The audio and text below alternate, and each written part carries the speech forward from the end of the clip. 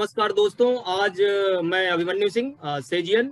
आज मैं आप लोगों के साथ इस महामारी में पैंडेमिक, जैसा कि पूरी दुनिया में पैंडेमिक है, तो हमारे जो स्टूडेंट्स हैं 12th पास आउट, वो ग्रेजुएशन के लिए अपना जो कैरियर बनाना चाहते हैं टेक्निकल फील्ड में, तो उनके सामने सबसे बड़ी समस्या है कि वो कैसे अपनी डिफरेंट ब्रांचेस को, इंजीनियरिंग में किस डिसिप्लिन को चूज करें, कौन सी ब्रांच उनके लिए अच्छा कैरियर उनको दे पाएगी।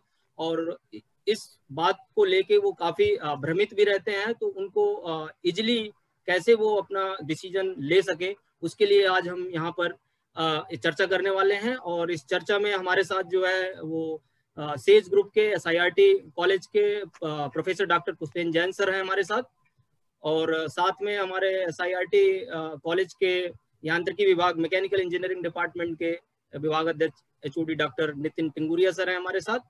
और ये चर्चा हमारे उन छात्रों को जो अभी अभी 12वीं पास किए हैं, उन सब के लिए बहुत ही ज़्यादा उनको सपोर्ट करेगी, उनको डिसीजन लेने में कि वो मैकेनिकल इंजीनियरिंग ब्रांच क्यों चूज करें और इस ब्रांच में कैसे हम कैरियर बनाएं, इंडिया में हमारा क्या स्कोप होगा। इन सब चीज़ों को लेके कुछ हम इस पर डिस्कस करने वाले हैं, और तो आपको ये काफ़ी हेल्पफुल रहेगा। तो सबसे पहले मैं डॉक्टर पुष्पेंद्र जैन सर से पूछना चाहूंगा कि sir, why student choose to study mechanical engineering.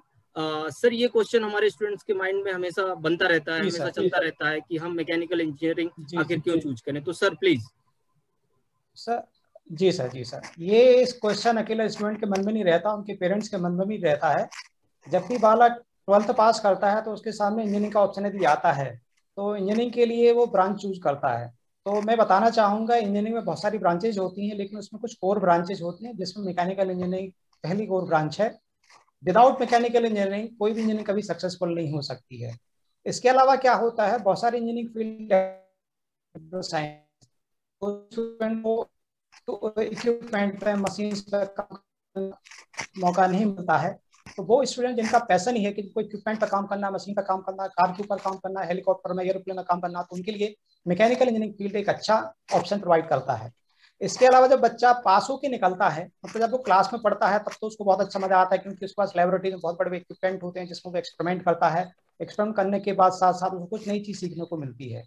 और जब वो पास आउट होकर निकलता है तो कैरियर ऑप्शन के रूप में उसके पास बहुत सारे वाइड ऑप्शंस बचे होते हैं, जैसे डिजाइनिंग का होता है, मैन्युफैक्चरिंग का होता है, मेंटेनेंस का होता है, मार्केटिंग का होता है। स्टूडेंट इंडस्ट्री में जाके इन किसी भी फील्ड में जॉब देख सकता है। और बहुत बड़ी बड़ी इंडस्ट्री जैसे होती हैं, ऑटोमोबाइल की इंडस्ट्री है, एरोस्पेस इंडस्ट्री है, रोबोटिक्स है, HVAC है, रेफ्रिजरेशन वाली है, एनर्जी फील्ड की, उन इंडस्ट्री में स्टूडेंट जॉब देख सकता है।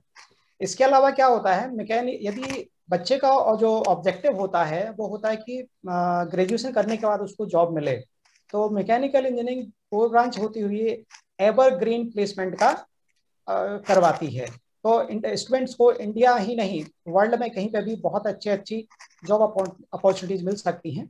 इसके अलावा वो स्टूडेंट्स जो जॉब नहीं करना चाहते हैं, जो फाइनेंशियली सक्षम है, वो अपनी बिजनेस अपॉर्चुनिटीज में भी आगे आ सकते हैं। तो इस प्रकार से मैकेनिकल इंजीनियरिंग बच्चों के लिए बहुत उपयोगी है और बच्चों को मैकेनिकल इंजीनियरिंग ही लेनी चाहिए। ओके सर, हमारे साथ डॉक्टर नीलेश जैन सर भी हैं। सर का स्वागत है इस चर्चा में। और तो सर, मैं डॉक्टर नितिन टिंगुरिया सर के पास जाना चाहूंगा कि सर, जैसा कि डॉक्टर जैन सर ने अभी बताया कि हमारे बच्चों को मैकेनिकल फील्ड में बहुत सी अपॉर्चुनिटीज हैं और बहुत से ऐसे करियर और बहुत से ढेर सारे ऐसे स्कोप्स हैं जहाँ पे मैकेनिकल इंजीनियरिंग में स्टूडेंट्स अपना ब्राइट फ्यूचर बना सकता है। तो सर, एक दूसरा माइंड स्टूडेंट्स के अंदर आता है कि भाई, वो ज्यादातर स्टूडेंट सोचता है कि वो कंप्यूटर साइंस में अपना बनाएगा, और वो 12th से जैसा देखता है कि जो हमारी सोसाइटी में ज्यादातर कभी कंप्यूटर्स या IT या इन जो नई ब्रांचेज है उनके तरफ वो कोर ब्रांचेज के अलावा वो जाने की कोशिश करता है, कि सोचता है कि इनमें अच्छा फ्यूचर होगा, जबकि वो कई बार अनभिज्ञ रहता है मार्केट और जो ग्राउंड की रियलिटी से। तो सर, डॉक्टर नितिन सर, मैं आपसे ये जानना चाहूंगा कि what are the different kinds of career in mechanical engineering, जिससे कि उन डिफरेंट कैरियर्स वो स्टूडेंट्स हमारा बना सके अपना कैरियर। तो सर प्लीज, आप सर नितिन सर इस पे थोड़ा सा फोकस करिए। Thank you sir for asking this very good question. Actually जब अपन मैकेनिकल की बात करते हैं और उसके स्कोप की बात करते हैं, तो आपके लिए पब्लिक सेक्टर ओपन है, प्राइवेट सेक्टर ओपन है। जनरली आप देखें तो पब्लिक सेक्टर में सॉफ्टवेयर वाला एंट्री इतनी आसानी से नहीं कर सकता, लेकिन मैकेनिकल वाले के लिए पब्लिक सेक्टर में एंट्री बहुत आसान रहती है। दूसरा अपन देखें तो नंबर ऑफ इंडस्ट्रीज जैसे आप काउंट करो तो number of industries are more in India than software companies, if you start counting that. ठीक है, उसके बाद जैसे बच्चा क्या रहता है, जो सबसे बड़ा बेनिफिट मैकेनिकल इंजीनियरिंग में है, जैसे कि जैन साहब ने कहा कि सबसे ओल्डेस्ट ब्रांच है, तो मैकेनिकल ब्रांच में बच्चे का जो दिमाग करते हैं वो लॉजिकली सोचने के लिए तैयार हो जाता है दिमाग बच्चे का। तो एक्चुअली होता क्या है कि जो बच्चा फर्स्ट सेमेस्टर में पढ़ता है तो 8 सेमेस्टर तक वो चीजें क्या आपस में रिलेट होती हुई चलती हैं, तो मिक्सिंग रहती है लॉजिकली। और दूसरा क्या है कि ये सब्जेक्ट जो ब्रांच है ये पूरी की पूरी न्यूमेरिकल ब्रांच है, तो स्किल जो बच्चे की सोचने की डेवलप होती है, किसी चीज को समझने की डेवलप होती है, वो इससे बहुत अच्छे से होती है। दूसरा अपन जैसे बात करें कि भाई सॉफ्टवेयर मार्केट, अभी सब बोलते हैं कि सॉफ्टवेयर में जाना चाहिए, तो सीन ये है कि आप जैसे टीसीएस देखें, जितनी टाटा कंसल्टेंसी सर्विसेज है, एसेंचर है, जितनी बड़ी बड़ी कंपनीज हैं, तो वो सब मैकेनिकल के बंदों को भी रिक्रूट करती हैं। उसका कारण ये है कि उनका मतलब खाली ये उद्देश्य नहीं है कि एक सॉफ्टवेयर डेवलप करना है। भाई जैसे सॉफ्टवेयर उन्हें डेवलप करना है, मान लो टाटा कंसल्टेंसी को सॉफ्टवेयर डेवलप करना है किसी दूसरी ऑटोमोबाइल कंपनी के लिए, तो या रोबोट एक बनाने के लिए उन्हें सॉफ्टवेयर डेवलप करना है, तो रोबोट का मैकेनिज्म समझने के लिए या किसी गाड़ी का मैकेनिज्म समझने के लिए उसके लिए सॉफ्टवेयर बनाए। जैसे आपने गाड़ियां देखी होंगी, आजकल सॉफ्टवेयर बेस्ड गाड़ियां आ रही हैं, तो आप उसको सॉफ्टवेयर को कैसे बताओगे किसी गाड़ी में किस चीज की रिक्वायरमेंट, तो उसके लिए आपको एक मैकेनिकल इंजीनियर चाहिए, even in software industries also. तो सॉफ्टवेयर का एक मतलब अगर देखें अपन तो मैकेनिकल भी उसमें बहुत अच्छे से जाता है और आराम से सेटल होता है।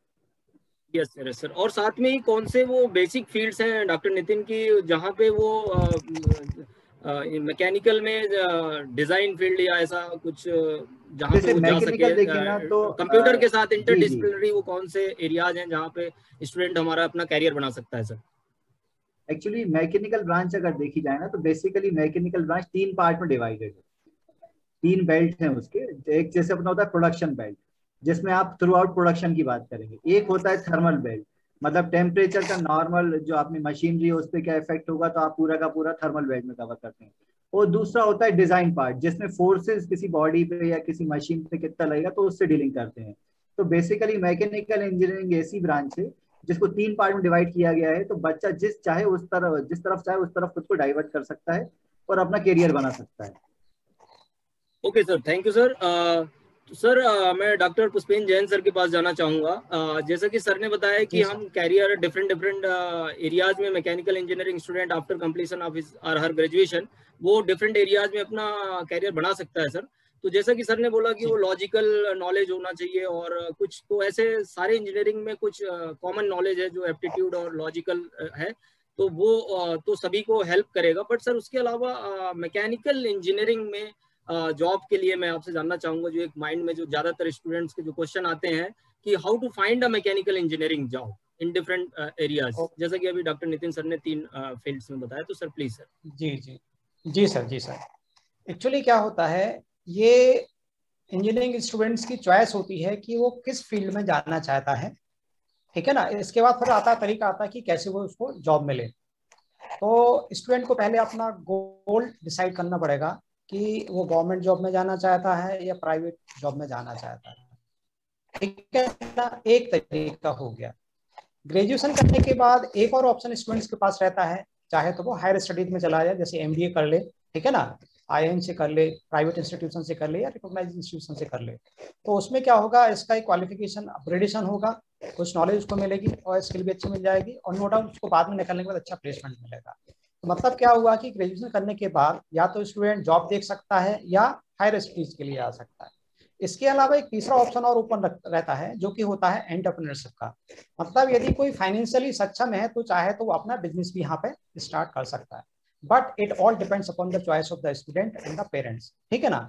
अब इसके बाद तरीका आता है कि सपोज स्टूडेंट को जॉब ही करना है, माने उसको हायर स्टडीज में नहीं जाना है, उसको स्टार्ट नहीं करना है, एंटरप्रेन्योर नहीं बनना है, तो उसको जॉब चाहिए। तो जॉब देखने के लिए वो कोई सा भी जॉब ज्वाइन करे, चाहे वो गवर्नमेंट जॉब ज्वाइन करे या प्राइवेट इंस्टीट्यूशन में कोई जॉब ज्वाइन करे, तो उसके पास कुछ स्किल का होना जरूरी है, जो मैं यहाँ पे कुछ बताने जा रहा हूँ। एक इंजीनियर के पास यदि टेक्निकल नॉलेज नहीं है, स्किल नहीं है, तो उसकी वो डिग्री किसी काम की नहीं होती है। तो first and foremost requirement of a engineering graduate is that he or she should have sufficient technical knowledge and skill. तो ये नॉलेज और स्किल वो कहाँ पे ले सकता है, अपने ग्रेजुएशन करने के दौरान ले सकता है, अलग से तैयारी कर सकता है। इसको तैयार करने के लिए वो अपने कुछ साथी दोस्तों की मदद ले सकता है, ग्रुप स्टडी कर सकता है, और टेक्निकल नॉलेज को उसको लेना ही पड़ेगा। और कम से कम 1 या 2 सब्जेक्ट जो उसके इंटरेस्ट के होते हैं उसमें उसको थॉरो स्टडी करनी पड़ेगी, ताकि कभी भी वो किसी टेक्निकल इंटरव्यू में प्रेजेंट होता है उसको बहुत अच्छे से आंसर कर सके, क्योंकि वो जॉब के लिए जा रहा है। दूसरी चीज होती है कि उसकी कम्युनिकेशन स्किल बहुत अच्छी होनी चाहिए। अब यहाँ पे मैं बोलना चाहूँ कम्युनिकेशन स्किल से मतलब है, नॉर्मली लोग लेते हैं कि उसकी इंग्लिश स्पीकिंग बहुत होनी चाहिए, लेकिन ये कोई जरूरी नहीं होता है, क्योंकि जो कम्युनिकेशन है वो किसी भी लैंग्वेज में किया जा सकता है। बट लेकिन जैसा अपन अपने देश में देखते हैं कि अपने जो बड़ी बड़ी एमएनसी होती हैं जिसमें कि हमारे ग्रेजुएट्स जाके जॉब पाते हैं, उसमें जो कम्युनिकेशन होता है मोस्टली इंग्लिश में ही होता है। तो मैं सजेस्ट करूंगा कि हिंदी के साथ साथ जो पास आउट ग्रेजुएट्स हैं वो इंग्लिश की अच्छी तैयारी करें। उसकी तैयारी करने के लिए वो कुछ सेल्फ कन्वर्सेशन कर सकते हैं, जीडी कर सकते हैं, अपने दोस्तों की मदद ले सकते हैं, और कुछ इंस्टीट्यूट हैं जहाँ पे जाके वो अपनी कम्युनिकेशन स्किल इंप्रूव कर सकते हैं। इसके अलावा यदि उसके पास टेक्निकल स्किल है, कम्युनिकेशन स्किल ठीक भी है, तो एक प्रेजेंटेशन स्किल का होना बहुत जरूरी है। क्योंकि किसी भी इंडस्ट्री में एक्सपेक्ट किया जाता है कि जब इंजीनियर को टास्क दिया जाता है तो उसको कुछ आंसर रिप्लाई करना पड़ता है। That reply can be in written form, that reply can be in verbal form also. तो उसको रिप्लाई करना बहुत अच्छे से आना चाहिए, पीपीटीज में प्रेजेंटेशन बहुत अच्छे से आना चाहिए, और उसकी राइटिंग स्किल्स भी बहुत अच्छी होनी चाहिए। इसके अलावा उसकी पर्सनालिटी बहुत अच्छी होनी चाहिए। पर्सनालिटी का मतलब, मेरा मतलब कतई नहीं है कि उसकी फिजिक या बॉडी बिल्ड बहुत अच्छी हो, लेकिन जो भी हो वो शाय नेचर का नहीं हो, वो चीज़ों को समझे, उसको जो इंस्ट्रक्शन मिली है उसको रिसीव करे और अच्छे तरीके से उसको रिप्रेजेंट करे। तो ये 4 चीजें इंपॉर्टेंट होती हैं, technical skill, communication skill, presentation skill और पर्सनालिटी, जो जॉब के लिए जरूरी है। अब बात आती है कि जॉब कैसे ली जाए, तो मैं आपको तरीके बता रहा हूँ किसी इंजीनियरिंग स्टूडेंट्स को जो कि पास मतलब फाइनल ईयर में है या होने जा रहा है या हो चुका है।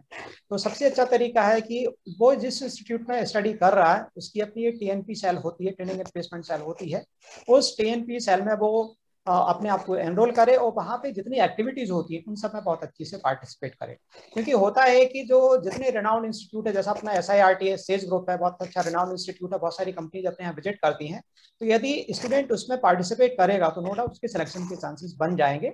इसके अलावा होता है कि मान लो सपोज किसी वजह से उसको अपनी कॉलेज में जॉब नहीं मिल पाया, तो बड़े बड़े सिटीज लाइक दिल्ली है, गुड़गांव है, मुंबई है, पुणे है, यहाँ पे कुछ प्लेसमेंट सर्विसेज होती हैं। कुछ कंपनीज होती हैं जो कि प्लेसमेंट सर्विसेज ऑफर करती हैं। उनका कॉन्टेक्ट होता है बड़े बड़ी इंडस्ट्रीज के साथ, और उनके वो HR को हैंडल करती हैं। तो आप अपना बायोडाटा वहाँ भी सबमिट कर सकते हैं, ताकि वो प्लेसमेंट एजेंसी आपको कोई इंडस्ट्री बता सकती है कि भैया इस टाइप की रिक्वायरमेंट आपकी उस इंडस्ट्री में आप जाके जाके प्लेसमेंट के लिए डॉक्टर जैन सर, ओके, ठीक है ना आपके डॉक्टर जैन, आपके द्वारा बताया गया जो ये जितनी सारी चीजें हैं वो डेफिनेटली हमारे स्टूडेंट्स को जो एडमिशन लेने के बाद फर्स्ट ईयर से ही उन सभी को माइंड में ये जो चीजें हैं कि हमें किन किन क्षेत्र में किन किन चीजों पे हमें फोकस करना है और कैसे हमें आगे बढ़ने के लिए फाइनल ईयर में जाने पे जो हमारा करियर बनेगा उसमें हमें टेक्निकल स्किल, हमें कंप्यूटर प्रोफिशिएंसी, हमारा प्रेजेंटेशन स्किल और बॉडी लैंग्वेजेस, ये सारी चीजें जिस हिसाब से कैसे कैसे आपने इतने शानदार तरीके से सर उसको बताया है, तो मुझे ऐसा लगता है कि ये आपकी बताई हुई बातें हमारे आने वाले स्टूडेंट्स को जो हमारे कैंपस में या इंजीनियरिंग, मैकेनिकल इंजीनियरिंग में जो एडमिशन लेंगे उनको डेफिनेटली ये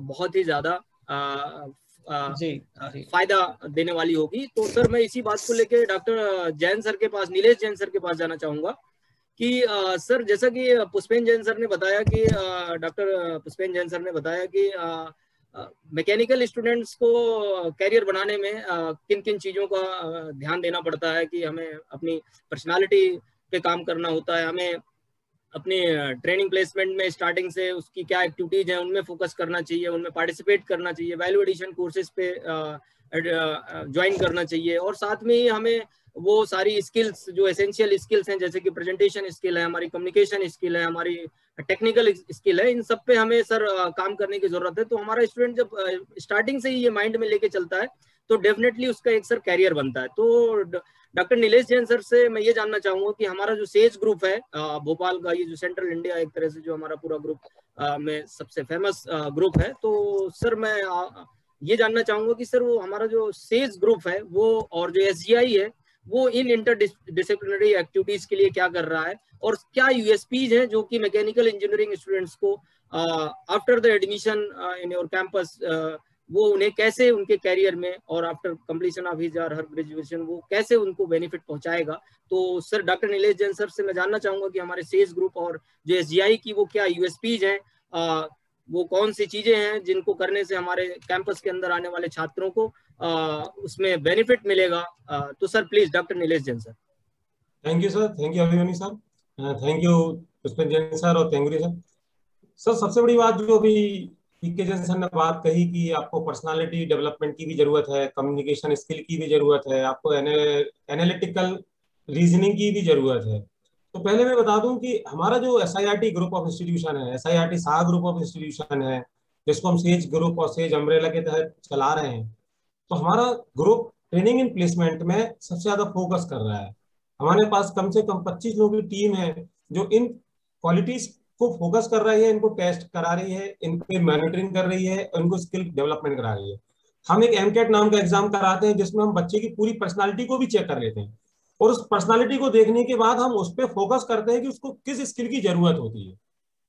सेकेंड थिंग, जब कंपनी या जब हम एजुकेशन की बात करते हैं कि हम किस कॉलेज में एडमिशन लें, तो एसआईआरटी ग्रुप ऑफ इंस्टीट्यूशन में एडमिशन लेने से आपको सबसे बड़ा फायदा है मैकेनिकल इंजीनियरिंग में कि पिछले 5 साल से हमारा डिपार्टमेंट एनबीए क्रेडिट है। मतलब 5 साल से हम एनबीए क्रेडिट डिपार्टमेंट चला रहे हैं। तो जब आप एनबीए क्रेडिट डिपार्टमेंट होते हो तो आपकी डिग्री इंटरनेशनल लेवल पे वैलिडिटी होती है। आप कहीं भी चले जाओगे, आपका इंस्टीट्यूट पहचाना जाता है इंटरनेशनल लेवल पे भी। सेकेंड थिंग, अभी जो न्यू एजुकेशन पॉलिसी आई है, न्यू एजुकेशन पॉलिसी आने से पहले ही हमारा सेज ग्रुप जो सेज यूनिवर्सिटी इंदौर और भोपाल लाया है, उस यूनिवर्सिटीज में हम लोग इंटरडिसिप्लिनरी कोर्सेज ला रहे हैं। मतलब हम बच्चे को क्या करेंगे, 2 क्रेडिट या 2 सब्जेक्ट का क्रेडिट हम उसको दूसरी ब्रांच का देंगे। फॉर एग्जाम्पल की बात करें, आप मशीन डिजाइनिंग मैकेनिकल में पढ़ाते हैं बच्चे को, लेकिन जब मशीन डिजाइनिंग बच्चा पढ़ता है तो उसे कहीं ना कहीं इलेक्ट्रिकल का नॉलेज की जरूरत भी होती है, क्योंकि उसमें कितना करंट फ्लो हो रहा है, क्या रोटेशन बन रहा है, कहीं ना कहीं इलेक्ट्रिकल का एक सब्जेक्ट इंपॉर्टेंट हो जाता है, क्योंकि इलेक्ट्रिकल में भी